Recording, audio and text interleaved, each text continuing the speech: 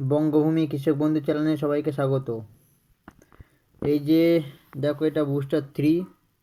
এটা শসা ও তরমুজে স্প্রে করতে হয়। শসা ও তরমুজে স্প্রে করতে হয়। স্প্রে করলে প্রচুর ফলন হয়। স্প্রে করার একটা নির্দিষ্ট সময় আছে, যখন তখন স্প্রে করলে হবে না। ফার্স্ট ভোরবেলা করতে হবে, আর চারা গাছ অবস্থায় স্প্রে করতে হবে।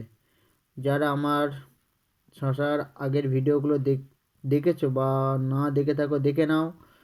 পরপর আমি জানিয়ে দেবো কোনটা কখন কী স্প্রে করতে হবে। আমি এটা শসা গাছে স্প্রে করবো বলে অর্ডার দিয়ে এনেছি।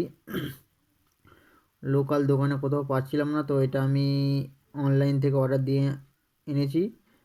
এইটা স্প্রে করলে এটা হচ্ছে একটা হরমোনাল কাজ করে, যেটা প্রচুর ফলন হবে। একমাত্র শসা ও তরমুজে স্প্রে করতে পারবে, অন্য কোনো ফলনে স্প্রে করলে কিন্তু হবে না।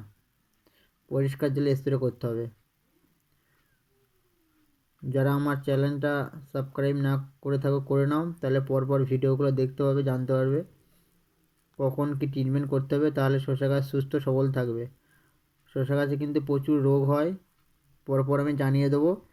পরপর একটু জানিয়ে দেবো কীভাবে কোন স্প্রে কখন কীভাবে কী স্প্রে করতে হবে, তাহলে তোমরা জানতে পারবে।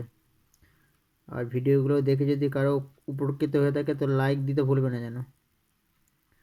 আজকের ভিডিওটা এই পর্যন্ত।